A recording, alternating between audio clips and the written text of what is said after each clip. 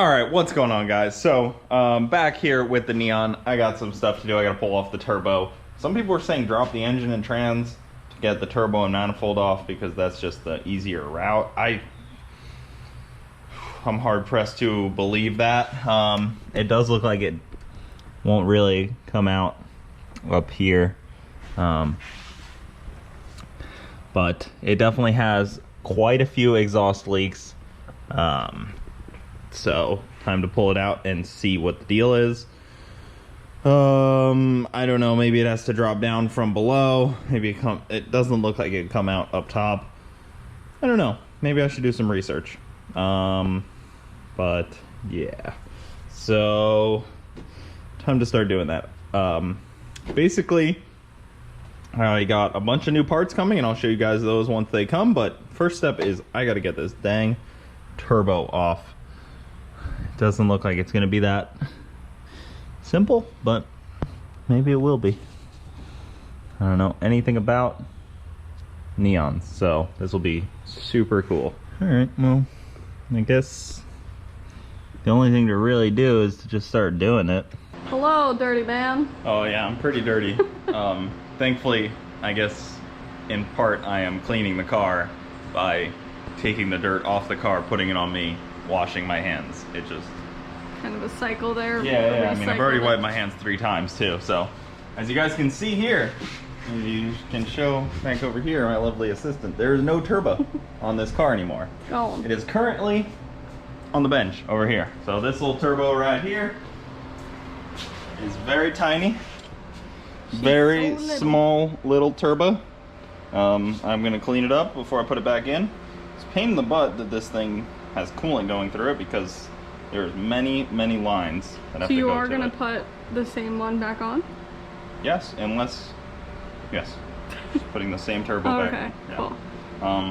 Thought about changing it out, but we'll just go with this one for now. And then the manifold right here, the turbo manifold. Here's my exhaust leak. So like I said, the passenger side was leaking. No, the driver's side was leaking, so it's like that. That is the culprit right there. Yeah. So I ordered a brand new gasket. Should be here tomorrow or the next day. And then our next issue is this little crack right here I see. So when I was talking to the guy that worked on this car last, shout out Johnny Boost. He was the guy that installed a bunch of this stuff. Oh, you reached out to him and talked to him? Oh, cool. Yeah, he was messaging me. He was like, oh, I saw the video. I actually worked on that car. Yeah, so yeah. He knew the car a little bit, which is cool. And he said that he thinks it might have a cracked manifold, which I would assume is probably just either a really good guess, or he knew, or it's just that common of an issue on these cars. One of those, but that is one of our issues, so I'll probably try do you have to replace it, or can you just like patch it? Like, I'm gonna try to weld it. Weld it, gotcha. Yeah, just grind it down a little bit. Maybe drill 2 holes. That's sometimes how you weld these, or just weld it and hope for the best. So I'm gonna try to figure that out, talk to some people about that. And then one funny thing I found too is, look, these are the exhaust bolts. This one right here, you can see how some of them are just like, the tip is, oh my god, that one's fully black. because it was just laying on top of the manifold. It wasn't even in.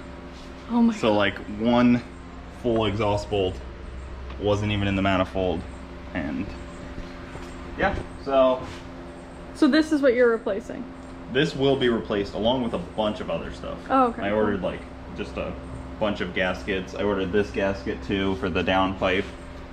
This one wasn't leaking, but it may have been close to leaking. You can see it's starting to come out there, and you can see it's kind of like burnt on the inside. Yeah.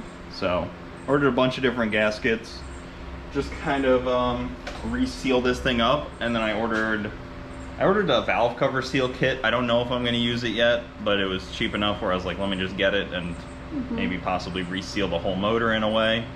But other than that, I'm just doing that, and then I have to replace all these vacuum lines that are all burnt and melted and stuff. And they have all this ugly hose, all this ugly orange on there. Look at like the meltedness. Yeah. See that? Gosh, yeah. These are all melted. Yeah. Wow. And then like this line was just like completely destroyed. So that was not holding any vacuum.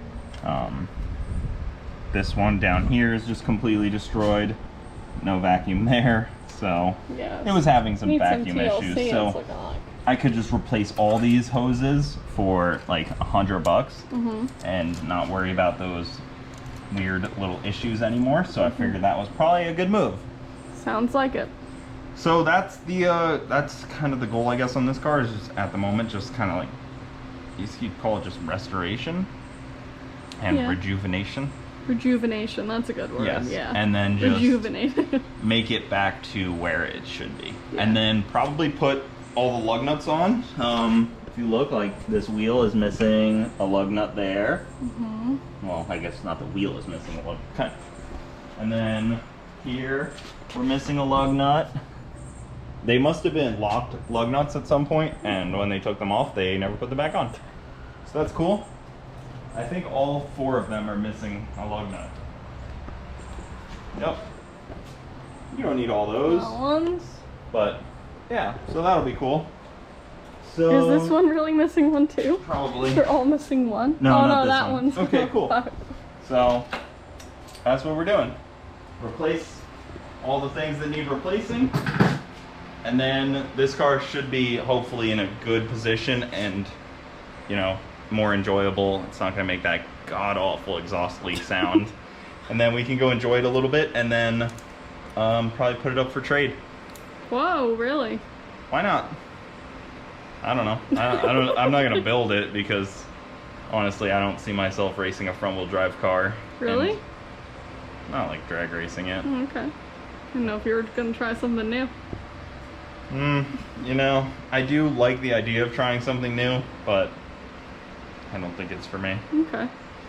Fair. I don't think this car is the right car either, because like this thing has really nice interior and stuff, and it's already got AC. I don't want to gut it. Yeah, it would be cool to like do one of those things where you just keep trading it up and up and yeah, up. like I could just leave this garage spot for trades. Trades. And if I keep trying a different car, keep learning a different platform, yeah, it's kind of fun. Cool. But I'm gonna enjoy it first for a while. We'll Yeah. go take it to the track a couple times, see what it does. Yeah. Maybe put it on the dyno, get it retuned. I was talking to the guy that has the plug-in tuner for it. It was his car originally. I talked to like 3 different owners of this car almost at this point. Really? That's funny. Yeah, it's just how it is. But I'm gonna try to get some tuning on it, and I guess we'll just go from there. But sounds like a plan. yep, I'll be back with you guys when we're probably welding on that exhaust manifold. That kind of ended this video a little quickly. So I was planning to weld up this turbo manifold because it has a crack in it, and it's a pretty small hairline crack. I was like, okay, cool, like not bad. It's just like maybe a 2-inch crack. I can heat this up, grind it down, TIG weld it, and we could be back in business. I even went and got the filler rod that I should be using for it, and then I came back and I started inspecting it a little more, and I noticed this guy. So that crack right there goes all the way in, and it's pretty common on these, but I think it's probably one of those deals where this is not worth using. It's not worth trying to save. It's gonna be more work than it's worth. So now decisions have to be made. Let's go into the house, break out the laptop, and talk about decisions.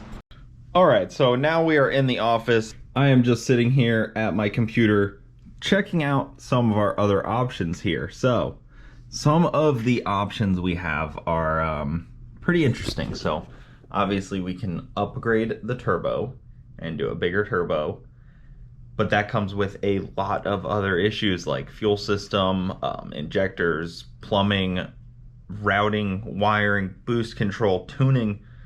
That leads us down a pretty significant rabbit hole on this Neon that I don't know if I want to go down that rabbit hole. I don't know if I want to get that deep into the Neon world. Some of you guys may chime in and say it's easier than I'm making it out to be, but I know from building other cars and working on other cars that it's not just bolt on this new bigger turbo and kind of carry on, especially when the rest of the car is pretty well stock.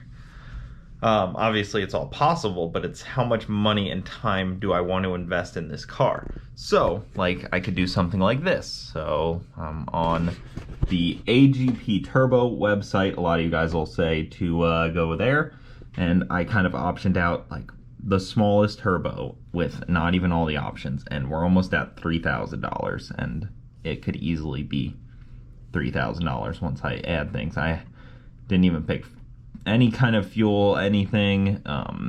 You know, you can add return stuff, wastegate routing, all that kind of stuff could add up pretty quickly. But it's a pretty all-inclusive kit. You know, it's a pretty healthy looking turbo. Well, you get to pick the turbo, but it would be a pretty good sized turbo.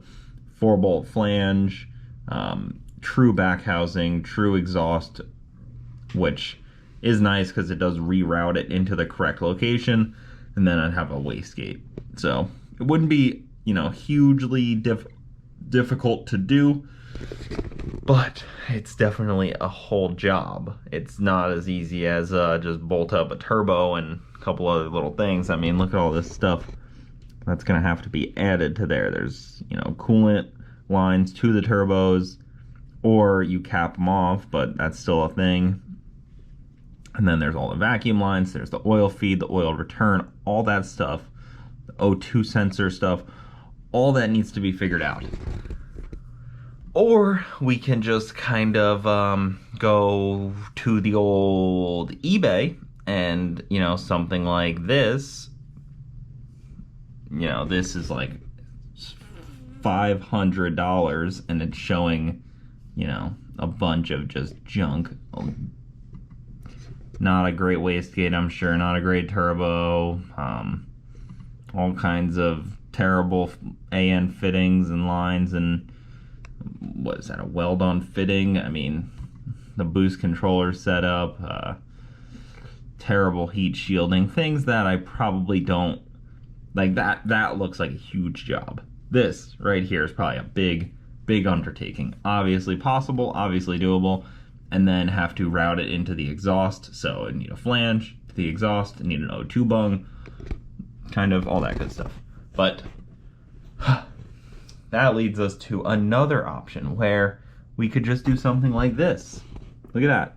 Direct bolt-in, brand new turbo, brand new manifold, gaskets, brand new, like, looks like a brand new wastegate actuator. I would probably end up using the one that's on there, but regardless. Or I can do something similar to this, or just like an upgraded one. I don't know who makes an upgraded one, but I mean, like, even this one for, you know, $350 looks a little better. That's where I kind of fall into now.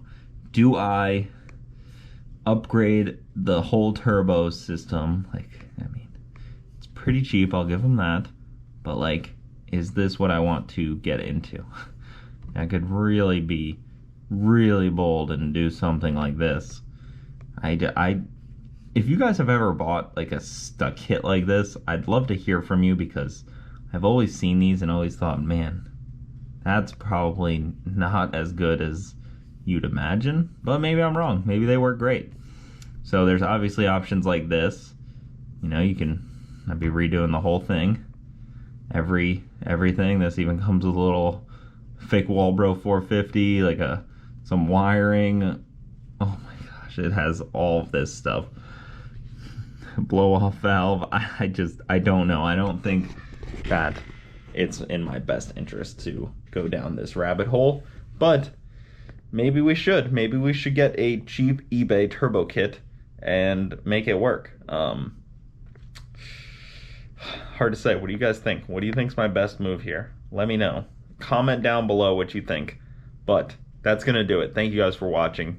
Keep it saucy. I'll see you next time.